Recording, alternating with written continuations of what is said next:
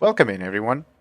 Today we're recording the first video for the channel. Woo! Let's Today go. with me I got Miss Penguino. Miss Penguino, say hi. Hi there.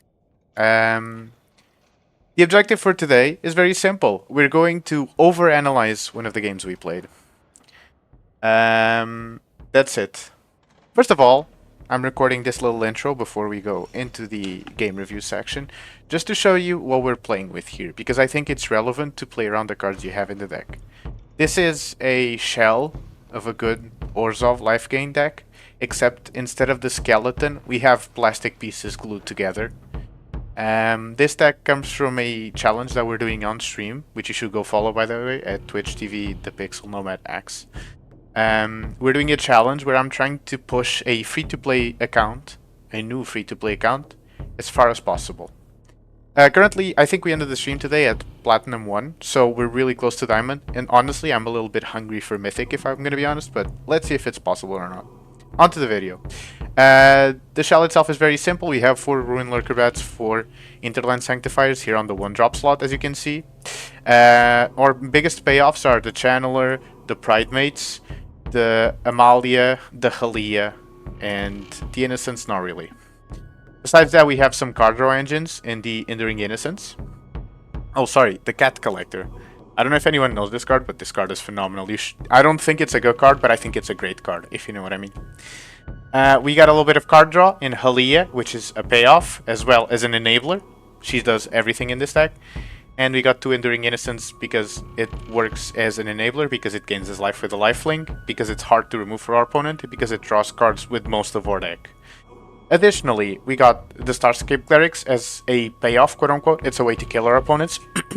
Deep Cavern Bats to disrupt their plan. Sheltered by Ghost is just a good interaction spell, so it fits well within. Elspeth Stormslayer is a card that I could ramble on about how good it is every day, but it's not super synergistic with the deck. It has synergies, but it's just, the card is strong, like really strong. The Bloodthirsty Conqueror, on the other hand, is a less commonly seen card, but it does in fact combo with our deck. It's like our last-ditch plan to win. If you have a Starscape Cleric on board and a Conqueror on board, you win, because whenever you deal damage, you gain life, and whenever you gain life, you deal damage. So this repeats infinitely until one of your creatures is killed or until you win the game. So yeah, on to the games. Alright, let's review the game, shall we?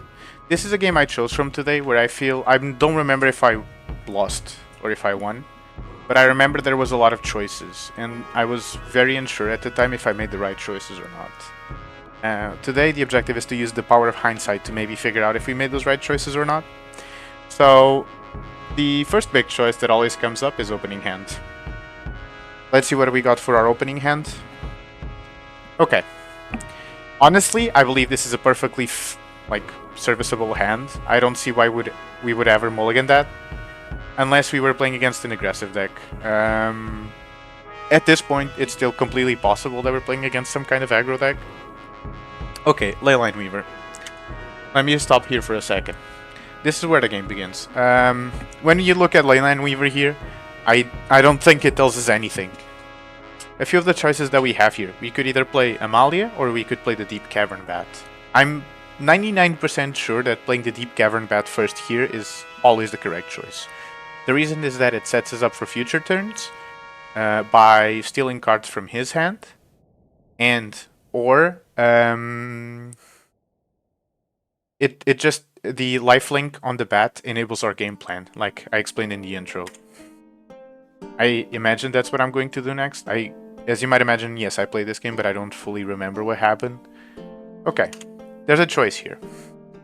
I don't exactly know what the correct choice would be here, but I'm pretty sure that I would always choose the Trailblazer. There's no point choosing a Fenrir because he has another one, let him play the 2. The Molten Duplication is an alright card. If he copies a Fenrir, do I really care? He gets to ramp 1 for 2 mana and attack me for 3. I mean, that's good value, but I can stop him. I just don't think that's the best thing he could be doing with his mana, which leaves its choices between Devastating Onslaught, the red card, or the Outcaster Trailblazer. In retrospective, I think taking the Trailblazer here is always the correct choice, because it's what he wants to copy the most anyways with the Devastating Onslaught, the card that we just talked about. It allows him to draw a lot, and then it also allows him to... yeah, that's the decision I ended up making in the game, and I think it's the correct one as well. Plays Fenrir, ramps 1, all within expected. Okay. Knowing what we know now, we have our opening hand. I'm stopping here because I want to discuss through my ideas before we go into the actual turn. I think there's only one line this turn, which is... actually, there's two couple lines. We could play the planes here, and then play Enduring Innocence to set up for Amalia next turn, for example. We could Sheltered by Ghosts on the bat and still defend rear. I don't think that's a good plan. I don't think we want to remove either of these cards at this point. We can also play Amalia and then play one of our gain lands. Just for clarity, the lands that are on the left as card barons, they gain us 1 life when they enter. I think the best thing we could do this turn is just play Amalia, play one of the gain lands, explore, and then attack with the bat to explore. Let's see what I did in this turn.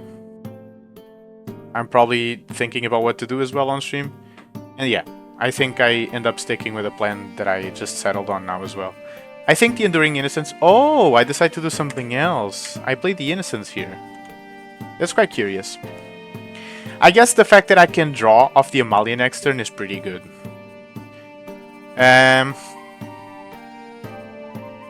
In retrospective, let's see what our opponent plays next turn, because that's the great advantage of retrospective, right? But I'm pretty sure that Amalia into Gainland would be the correct choice here. Especially, yeah. I lost out on 2 possible explores that turn.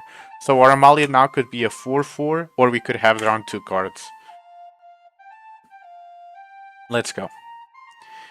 Let's see what our opponent does on his turn. This game takes about, I'd say, 9 to 10 minutes overall. With my commentary, I hope I can keep it under 20, really. Okay, he drew another Outcaster Trailblazer, which I think is fairly unfortunate for us, but it's not the end of the world.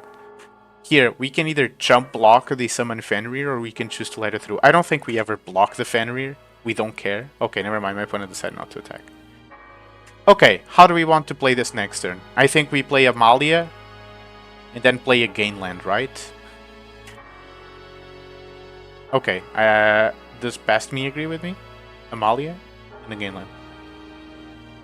Yes, I get to see what comes next. I have 3 Gainlands. I need to play one of them, right?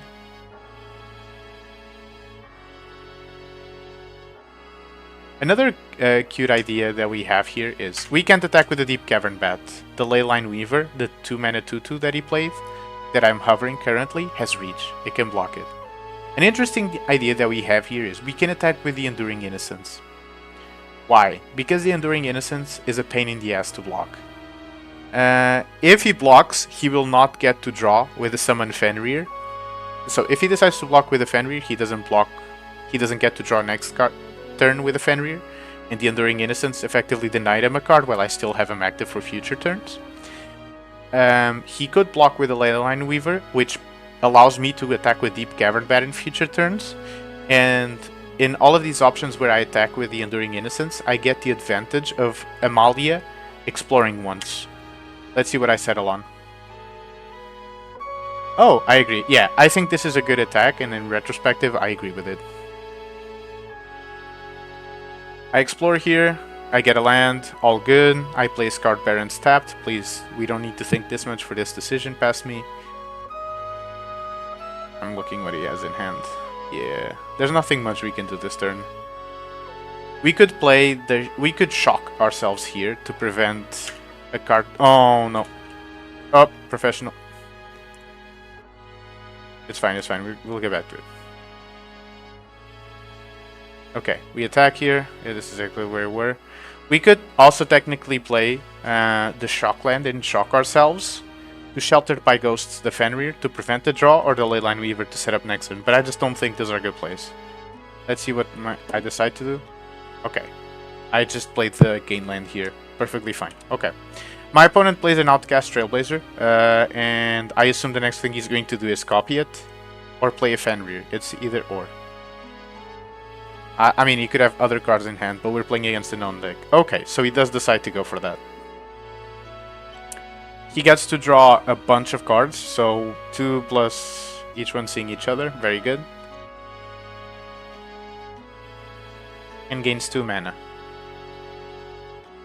He has 3 floating. He could Molten Duplication one of his creatures. He could play another Fenrir. I think Fenrir is probably a good choice. Yeah. The issue here is that we're playing against a known deck, right? And I don't know what else he could have in his hand. Yeah, I think I already was with my thing here. I never block the damage here. I don't care about the 8 damage. I'm a life gain deck. I can suffer a little bit more than the usual decks. I just go on to my turn. There's a few choices here. I could shock myself and play a Bloodthirsty Conqueror. I could play a Scarred Barons and just try to play for a big Amalia. It's hard to know. I think the best... Or we could... Wait. We could double Sheltered by Ghosts. So, we know he has a Molten Duplication, correct? We could... I think we should, actually. I think we should Shelter the Outcaster Trailblazer. I don't think the second Sheltered should be played here. Yep, I get to explore. A Cat Collector, I don't think I should have kept the Cat Collector on top here. With 2 Bloodthirsty Conquerors in my hand, I should have surveilled it to the graveyard to try and get the bats that just win me the game.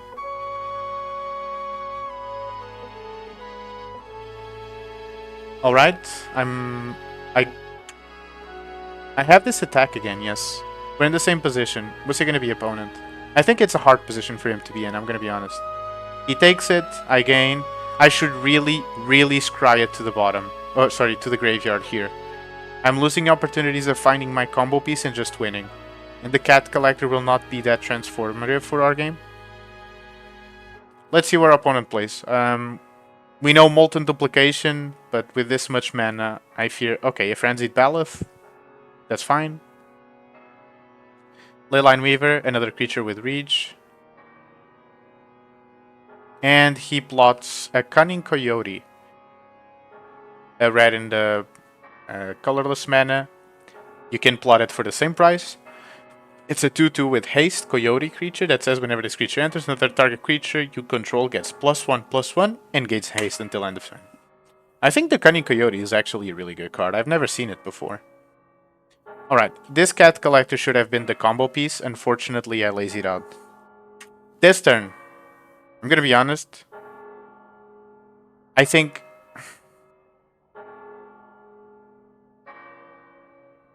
I should play a Conqueror here. And just relax for a second. We're not in a hurry to kill him. The Conqueror will gain us a lot of life. I think Sheltering by Ghosts is risky because my opponent has 1 open mana, which is Torch the Tower. Okay. Alright, and then a gain land, correct. Explore with Amalia. I should have bottomed this. I think this is going to be my biggest mistake this game. Let's see, opponent plays his turn. So, what did he do? Sorry. He played another Fenrir. Didn't he have a Fenrir on the table? Oh wait, timed out after his turn. He didn't get to draw, that's all good. He plays an elf. Okay. Start of turn. I could play Enduring Innocence and Cat Collector here. I think that's a good choice. Maybe the second Bloodthirsty Conqueror is the correct choice because I start putting so much pressure in the air. I could also Sheltered here, but I just don't think that's it. I think the most important decision that we'll have in this round is combat. I think I should always swing with the Conqueror because he only has 4 damage in reach and it's likely that he'll chump. I play Enduring Innocence, okay. See, if I dug deeper for the combo piece, I would have found it and won this turn. That's a big difference. My opponent could have killed me. I attacked with the Innocence here, just to give it a second. The reason I attacked with the Innocence here is that I will draw 2 cards from it. I will draw one card from it because the Innocence will lifelink. I will make a 1/1 creature from the Cat Collector. He jump blocks the Conqueror. He jump blocks the Innocence. That's fine. Sorry, I was correct. I'll draw 2 cards. I have 2 Innocences. I will make a small creature. That means I draw twice. We also get the Explorer on the Amalia, but I don't think that's as relevant at this point.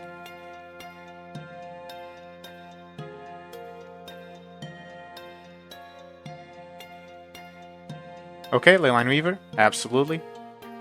So now we need to be careful. Our Bloodthirsty Conqueror no longer gets through easily. We should consider sheltering by Ghost at this point. Wait, what am I on about? I just play the Cleric here and win. I just play the Cleric and win. What am I doing? What am I doing?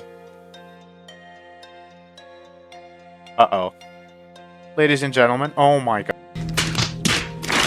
god. I could have just won the game. I just played Cleric and land and I would win the game. And look at me drawing it out. My opponent concedes, whatever. Okay. I'm going to stop this before sideboard. I don't think there's a point going into sideboard. We've got a big mistake that I think we need to fix in the future. But yeah, in the future, I need to look out more for the combo, especially after I find it. I think this was a big oversight. That's it. Thank you for being here today. Don't forget to subscribe and follow, please. And goodbye.